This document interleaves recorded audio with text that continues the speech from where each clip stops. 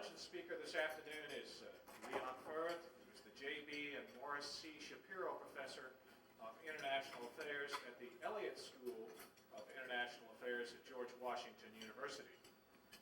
He holds a bachelor's degree in English and a master's degree in history from New York University, as well as a master's degree in public administration from Harvard University.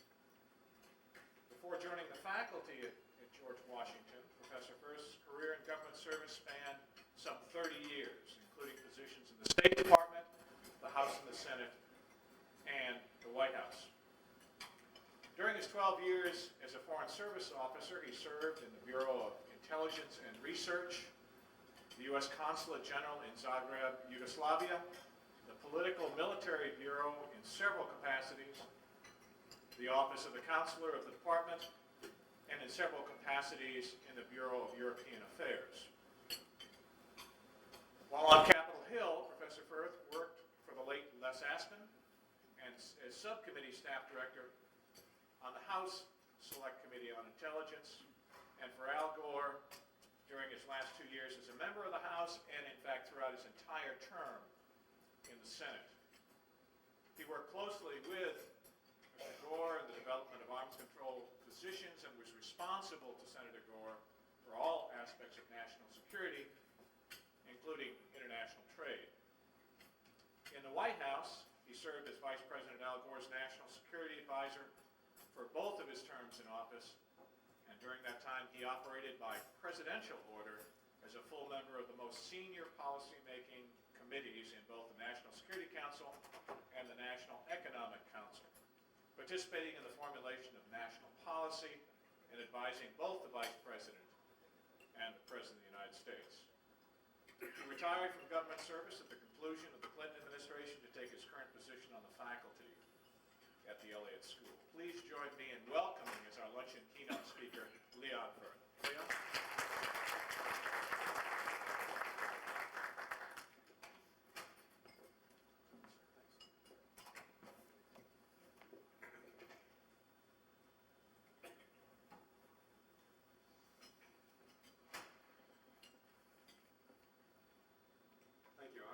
I'm sorry that I was not a part of the conference yesterday, but yesterday was my 63rd birthday, and I was celebrating it with my family. I can report to you today that part of me continues to believe that it's only 18 years old, despite vigorous efforts to suppress it. But there is certainly another part which recognizes that no matter how generous the number of days left in my account may be, the number of days left in the account is certainly less numerous than the number spent. And the consequence of that is for me to pay closer and closer attention to the quality of what I do. And for that reason, I'm especially glad to be able to spend time with you. Especially interested in the name of the institution that has brought us together, because it's not often that one finds a combination that brings the subjects of national security, law, and ethics onto the same line of type. But I think it is just the right combination, especially in our country, because the use of force, the issues of the power of the state, are indissolubly connected for us as Americans with issues of law and with issues of ethics behind that. Now, I look through the agenda of the talks, and I can see that you have addressed the use of force against terror, long-term foreign policy considerations relating to terror, national security and civil rights, prosecution of terrorists, and homeland defense. And what is immediately clear is that the common denominator here is that you have been investigating the application of the power of the state to deter, to block, to ameliorate, and so on, the impact of terrorism. And I think, of course, that's exactly right, because safety of our society against the threat of direct physical assault is, of necessity, the prime concern of government and the prime concern of American citizens. The question that I intend to explore with you in my comments is whether that question alone is a sufficient guide to Americans interested in the fundamentals of their national security now and in the future. In other words, I'm here to explore with you the question of what might be America's larger purposes in the world, if any, and if there are, then to point out that to the extent you believe we have these larger purposes, it is important that in our focus on the problem of terrorism, we not allow them to be lost from sight and deprived of political attention and deprived of resources.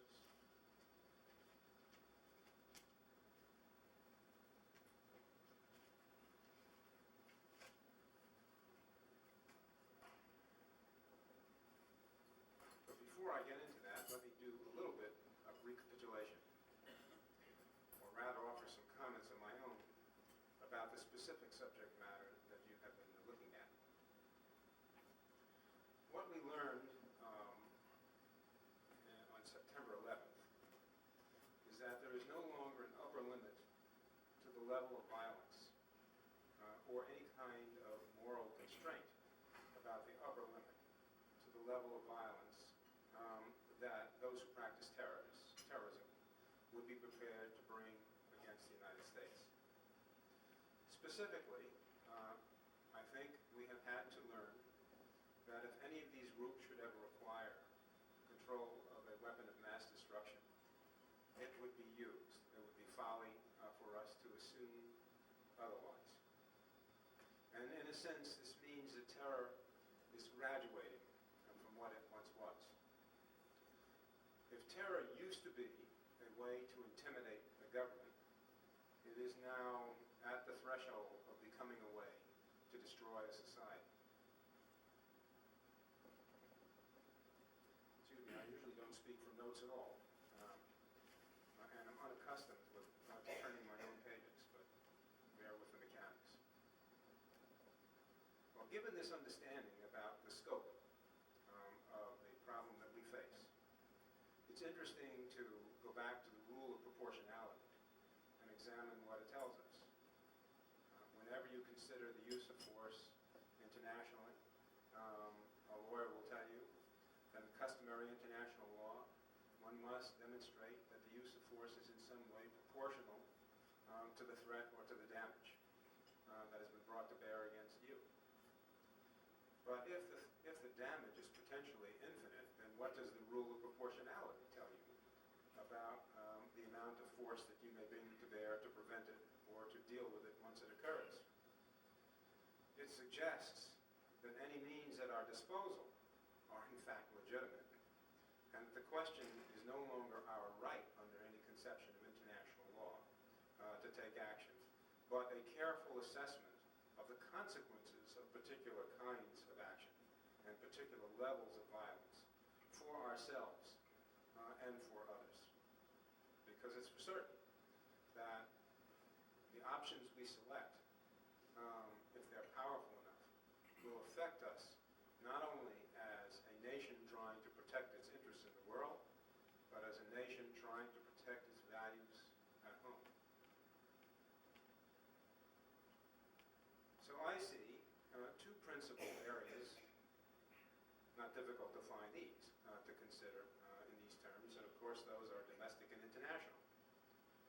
But I think that they are strongly united around the question of the rule of law and what our behavior does to the objective of promoting the rule of law at home and abroad. The rule of law is the quintessential American objective in the world. It's the isotope by which this country can be identified. And if we were to abandon it because of the exigencies of the moment, then we would, in essence, simply another imperial power interested in protecting itself and protecting its position. And domestically, we would have lost the ability of our society to identify itself as one where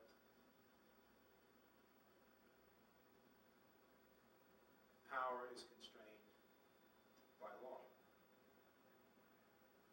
Trouble is that there is no way to take for granted that we can continue to pursue the rule of law as a primary objective while successfully defending ourselves from the kind of terrorist threat that we have just seen demonstrated in New York and in Washington and elsewhere. Now, of course, if you look at what's happened in the United States since September 11th,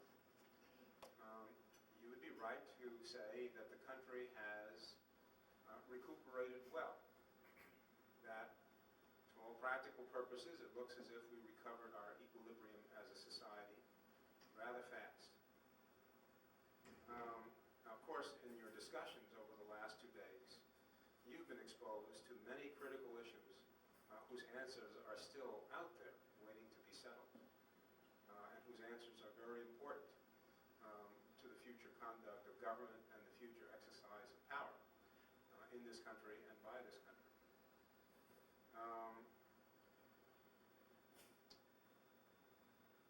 And there is one other factor in addition to the list of unsettled issues relating to September 11th.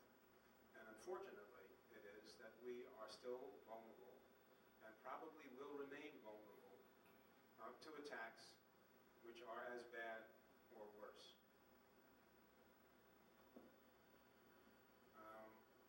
I know of no serious person engaged in the subject of homeland defense who believes that it is possible to close every gate.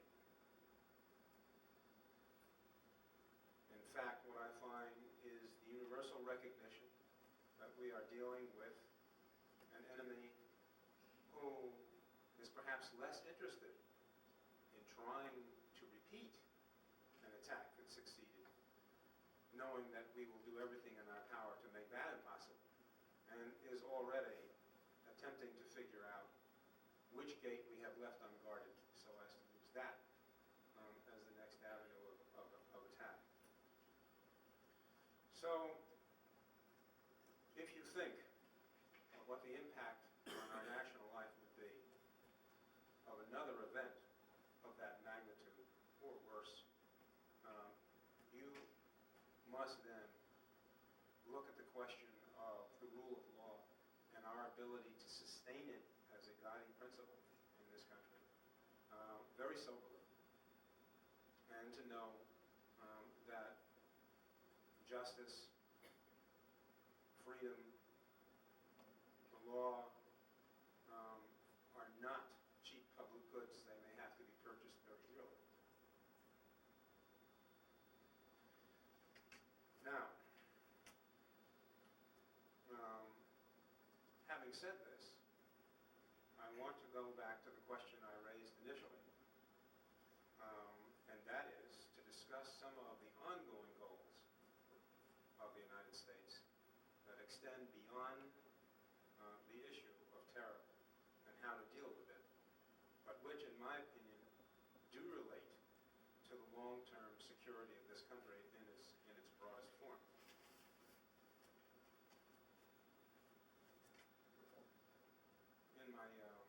In my work with students, I began this last semester by insisting that they engage in a discussion with me over what they thought the term national security involves. People in my class, for the most part, were rather surprisingly hard-nosed. They tended to believe that national security consists of the classic interests involved in protecting the direct physical safety of the United States or its allies. And that national security did not really extend logically to other subjects which they were prepared to grant are important, but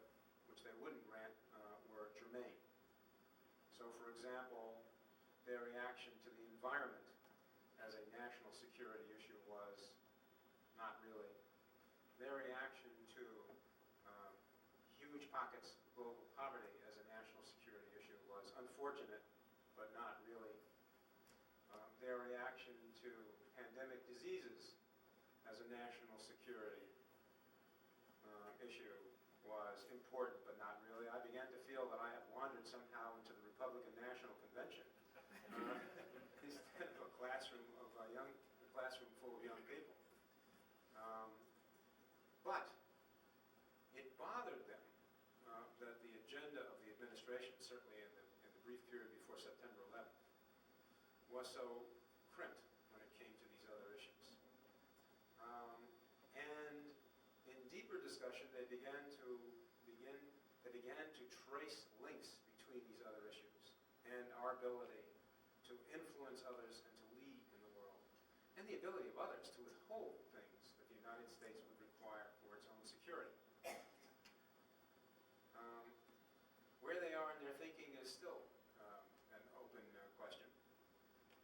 I think they have acquired greater respect for the idea that national security rests on a broader foundation than armies alone. We'll see.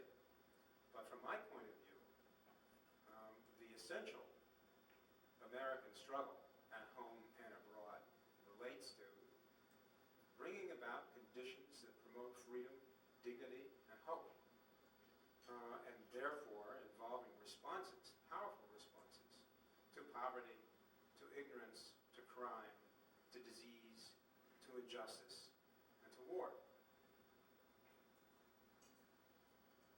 Now, towards the end of the Clinton administration,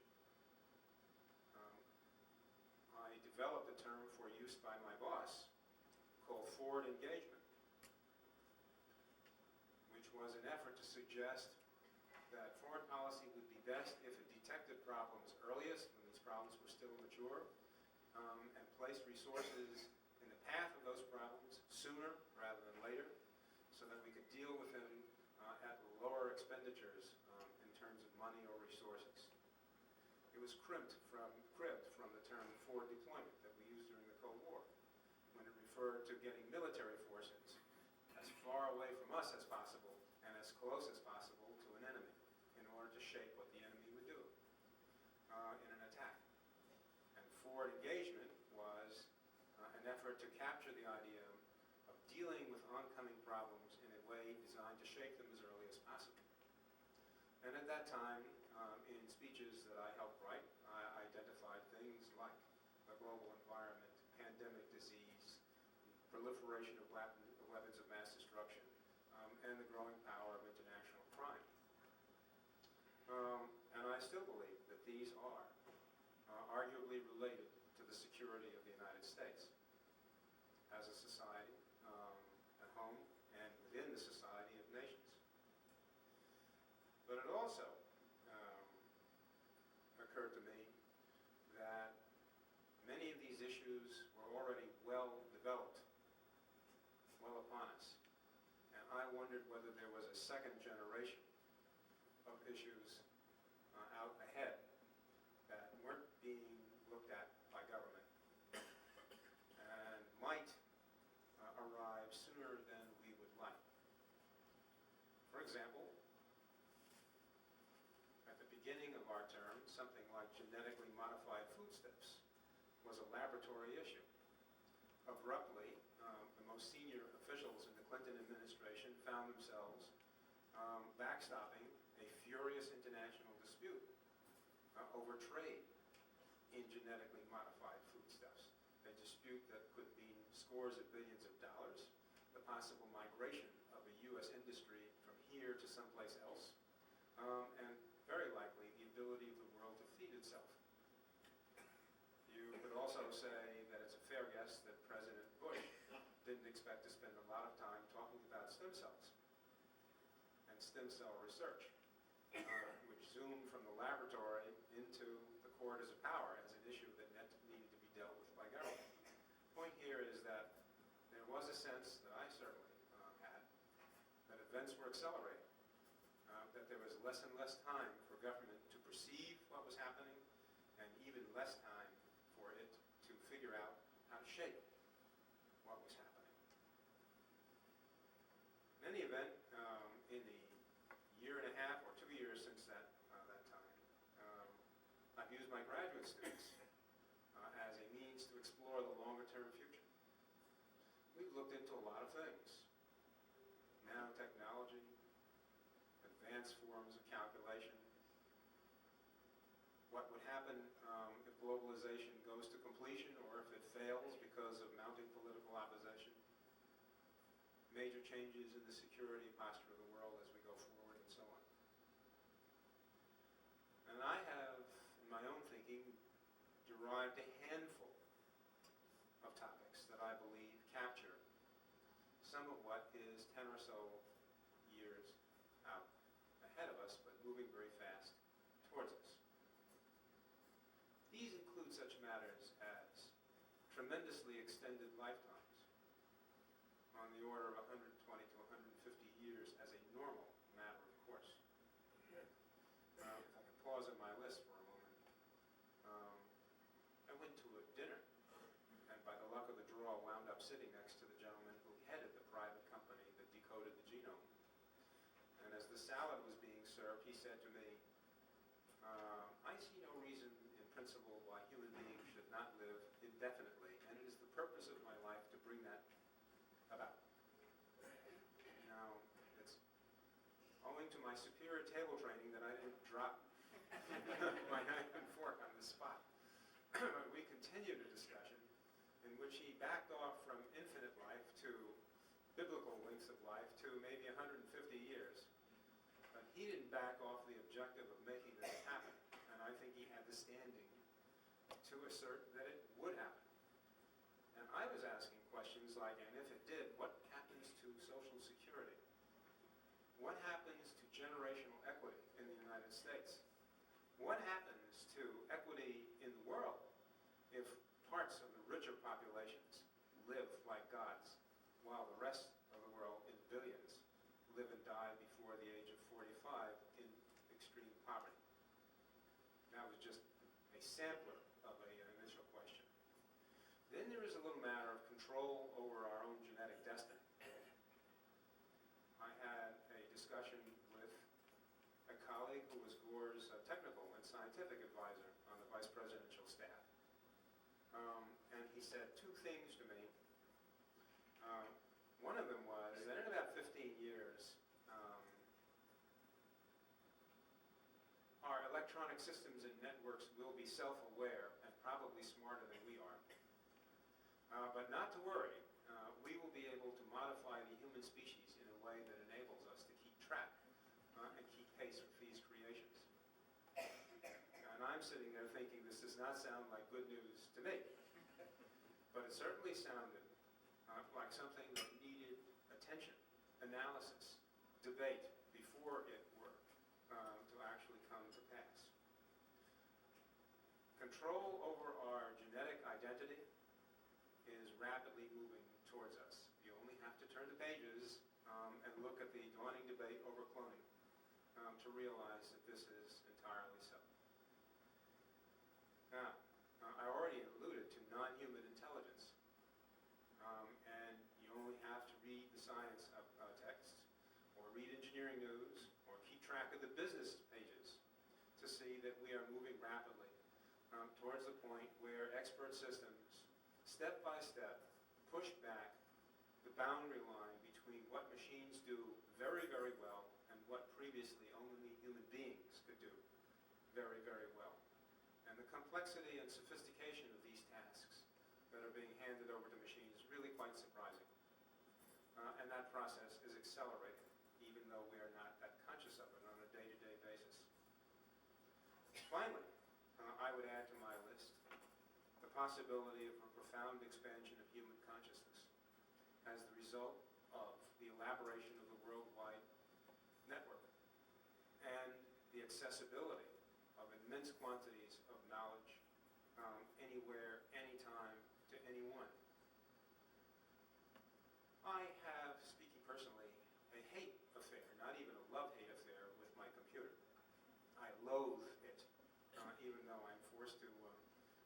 deal with it. But as you look at other people, the younger they are, the more natural this appears to them. And you have to wonder whether the ability to speak with these machines isn't a language, just as surely as French and German are languages. And whether the ability of children to master these things isn't uniquely better than the ability of the rest of us to master these things. That there is a window early in life that is open for a while. And that those who are trained that early are going to be permanently different from the rest of us who struggle later on to learn the rules of grammar of a foreign tongue. And in a way, never fully learn what the youngsters pick up almost automatically. Any of you who's got a little brother or a child who seems to be automatically at home with a computer, have they read the manuals, or have they somehow sucked it out of the atmosphere? The same way that a child sucks the rules of grammar of his native language out of the family atmosphere.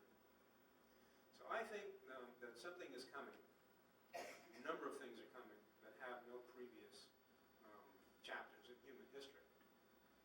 They may shake us up quite a bit. And I like to point out to my students that these are the issues which are likely to be their greatest headaches when they are in the mature years of their own careers in government. Most of them in our school are interested in government. That's the way they visualize themselves. Now, what this means is that, from my point of view, there's a kind of vast, unfinished business out there for ourselves and inescapably for the rest of humanity. And from my point of view, if you're looking for a new doctrine of manifest destiny, I think it is the manifest destiny of the United States to be in the lead in addressing these questions, both the midterm questions that affect the health, education, well-being, and so on of billions of persons, and the longer-term challenges to our species as a whole. Now, to return to the subject at hand, I don't think that terror grows out of poverty as such. I used to. But we see too much evidence that the terrorists themselves are not selected, do not select themselves out of the ranks of the extremely poor. What seems to be the source of terror is a sense of burning grievance, unredressed by any other means, leading to a kind of nth degree of intensification and readiness to seek redress through destruction. Which then brings us to the question of force, law, and ethics as part of the American response to terror, and as important as parts of the American response to terror as stealth aircraft, Predator, unmanned aircraft, precision-guided munitions, real-time intelligence and communications, and the like. Because these things are the specific signatures of our society. These things, rather than an appeal to the rest of the world to make life safe for us, are what will enable us to marshal other governments and other peoples to the defense of what we stand for. And the single greatest threat to us, ranked number 2 after our own physical survival, is the survival of the American message in the face of the challenge of terror. So that's what I came here to say.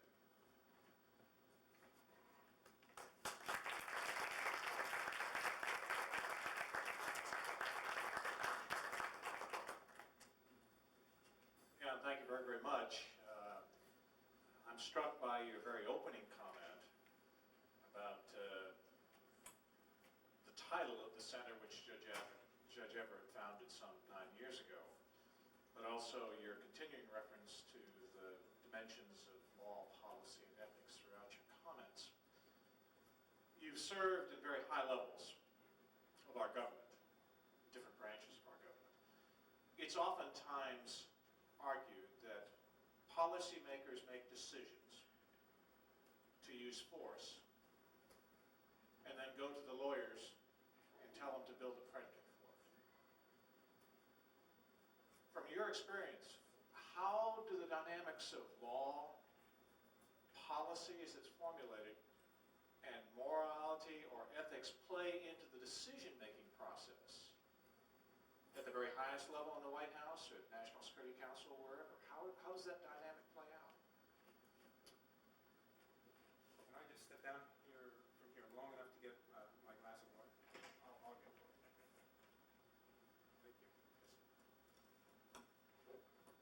In the old days, my ploy would have been to light a pipe, but this will this will do. I think it is true. I won't speak for the present administration. I have no pipeline into what they say to each other, so I will only speak from 8 years of presence in our in the midst of our deliberations. Once you have decided what you want to do, you definitely had better talk to the lawyers. In fact, the lawyers need to have been present all the time. There are some things which are very counterintuitive in customary international law. I'll give you an example. We intervened violently to stop ethnic cleansing in Kosovo and got into an air campaign which went on 40, 50, 60, finally 70 plus days. People getting very, very antsy about whether or not this was going to finally do the trick. Well, there were two options out there. One of them was to use the capability that some of us just realized we had, which was to turn off all the lights in Serbia for as long as we cared to, days, weeks, months, or years, and a strike that we could execute in a matter of hours using unmanned platforms. And essentially tell Milosevic and his cronies that it is all up, providing they have not got an infinite supply of candles. The other was to assemble an army, probably in Hungary, of several 100,000 men, and invade Serbia and conquer it. The lawyers told us that according to customary international law, it was perfectly acceptable to conquer Serbia, regardless of the bloodshed, but illegal to bring Serbia to its knees in one stroke by turning off all electrical power. And it'd be a whole interesting discussion for me to get into the reasoning here, but that would be just for prurient interest. The point is that you really need to talk to your lawyers before you press a button marked execute on any of these decisions. But the place where ethics enters into it is before you have made this decision. When you are still asking yourself, what is the right thing for the United States to do in the circumstances? And there were long periods of frustration when I would look around these rooms and say, why are we having such a tough time answering these questions? Got some of the smartest people in the country here. What is bothering us? Whether or not we were trying to figure out what to do in Haiti, what to do in Bosnia, what to do in Kosovo, and so on. The one thing I noticed is that the arguments were often either overtly ethical or driven by ethical underpinnings. I eventually understood that the participants in these discussions, before they were officials, were people who came to that table with their own life experiences and their own understanding and recollections of the history of the last century, and very strong feelings about what, in the face of their own sense of responsibility and their consciences, was inescapable responsibility and what could be done to discharge it. And what did the American people expect officials to try to do in their name? Those are ethical, not questions. So I am proud to say, really, that the issue of what is right for the United States to do preceded the question of is it legal to do it in this way or the other. But the problem is that what is right is a much fuzzier concept than what's absolutely demonstrably in your interest beyond a question of doubt, and what's legal and what's not. Question?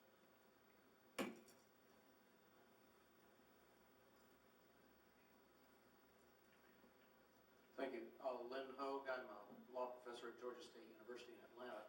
You began your remarks by focusing on proportionality in response to terrorism. And I wonder if you could comment on whether or not the United States should say anything in that regard with respect to Israel's actions in the Palestinian territories, which have been described as a response to terrorism.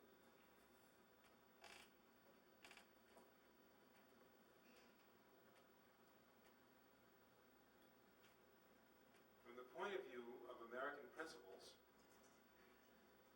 what the Israelis are doing is almost impossible to differentiate from what the United States is doing in Afghanistan, in my opinion.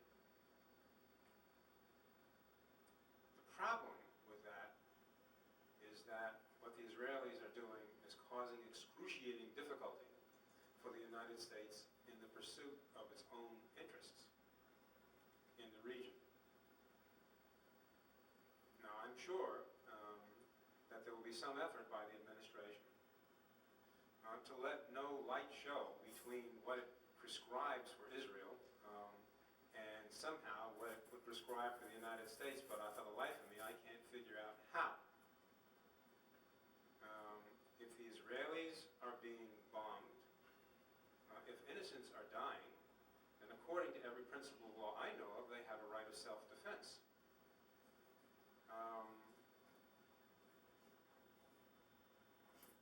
If the United States insists that they suspend the exercise of that right, it's legitimate for them to ask, what is it that the United States is going to put on the table to compensate them in security terms for a decision on their part to comply with our wishes? Will it be 20,000 American troops to police a ceasefire? I will be very interested to see what an administration which previously was interested only in pulling troops out of the Sinai will have to say about that proposition.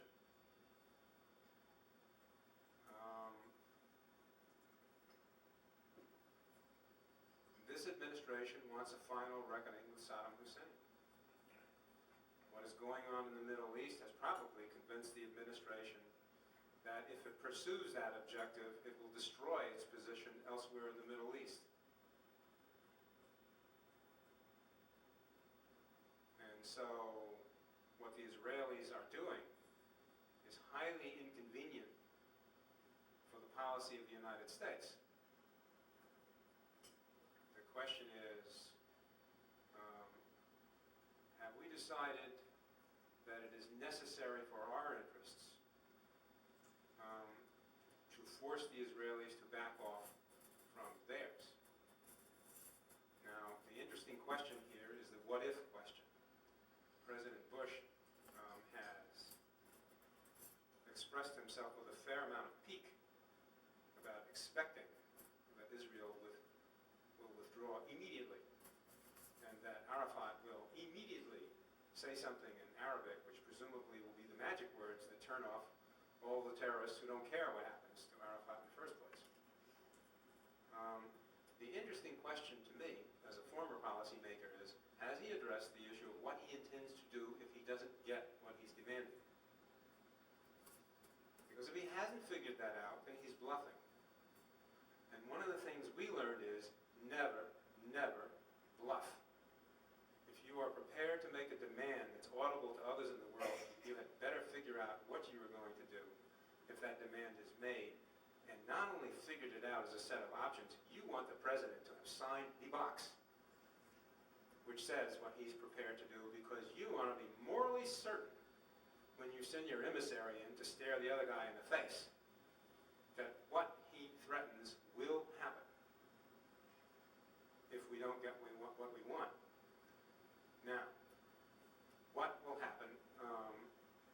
respect to our relations with Israel if Sharon doesn't do what the president demands. Even more interesting is just what is the United States prepared to do if Sharon does what we demand and either immediately or after some lag, terrorism against Israel continues to occur. Have we got something to offer the Israelis as a remedy to that problem? Superior to what they have finally had to do? I don't know.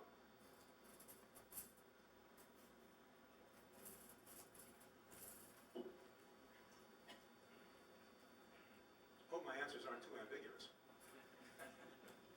Sir, my name is Randall Cook. I'm a student here at Duke Law. Towards the beginning of your comments, you noted that the fundamental separation between America's current leadership or hegemony in the world is, as opposed to just an imperial regime, is its commitment to the rule of law. Yet, towards the end of your comments, you also noted that the consideration of what achieves an ethical result must precede and accompany assessments and legal determinations. And as you noted in the Kosovo situation, sometimes existing principles of, particularly in public international law, lead to consequences which are absurd and which deny states, and particularly the United States, the necessary element or the necessary player in international law, deny us the ability to operate decisively. How does the United States go about implementing a rule of law which allows us to achieve those necessary decisive results, but which is not received by the rest of the world as simply an American-sponsored and interested system? That, of course, is the ultimate question. And there is no textbook answer that's available to it. The only thing that we have is the opportunity to struggle for answers. And in the end, the answers need to satisfy us before they satisfy the rest of the world. But at least we must pose those questions in the process of deliberating and coming to closure on policy. And accept that even if the answers are imperfect, the question has been put and wrestled with genuinely. That's the best I can offer. Take one more question if there is one. Suzanne? There was a fair amount of discussion, particularly immediately after September 11th and as we geared up for military conflict in Afghanistan. And now again, as we talk about what's our role as Afghanistan tries to rebuild its society and its institutions, about the previous American involvement in Afghanistan in working with the Mujahideen against the Soviets, and our decision sometime following that to sort of leave the stage there, and whether things might have been different. And even folks who have speculated that through a chain of events we could have prevented the Taliban from coming to power, we could have prevented Afghanistan from providing sanctuary for Osama bin Laden, and thereby perhaps prevented September 11th. And I'm wondering, in hindsight, what your thoughts are on some of those arguments and issues, and what the implications might be for decisions we make today. I don't think you can ever settle an argument by arguing about how things might have turned out.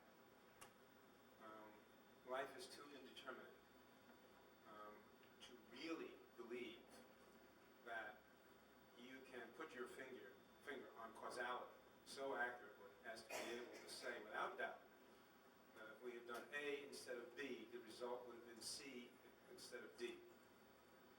The world is too complicated. The only measure of merit is, at the time, what do we think is right for us to be doing when we still have the choice about doing it?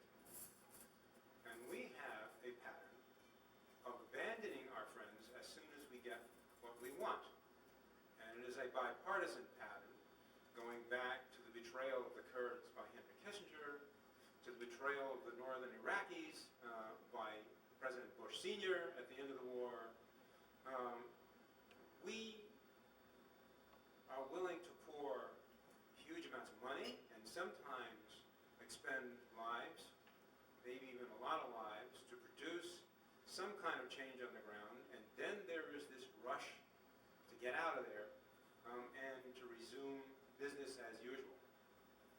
That is a bad trait. We have pulled out of the Balkans in many ways. I am talking to people who are still operating there. There is very little high-level attention to the Balkans in the Department of State nowadays. Do you think the glue has set? I don't. There's all this stuff about not engaging in nation building in Afghanistan. I don't really give a damn what the administration chooses to call it. But do you think that we can have a country with any chance at all to hang together and to avoid a repetition of its past unless we commit ourselves to its future? I don't. So this desire to be able to cover your ass politically by saying we're out of there, and to save the money, and not to have to argue with the Congress and the people about what is necessary, the longer-term interests of the United States, that argument frequently brings out the worst in American political leadership because, A, they may believe in the doctrine that our purpose is to militarily change what is taking place and then to go back to business, or they certainly find it convenient. But it is not serving the fundamental causes that the United States must associate itself with. Leon, thank you very, very much.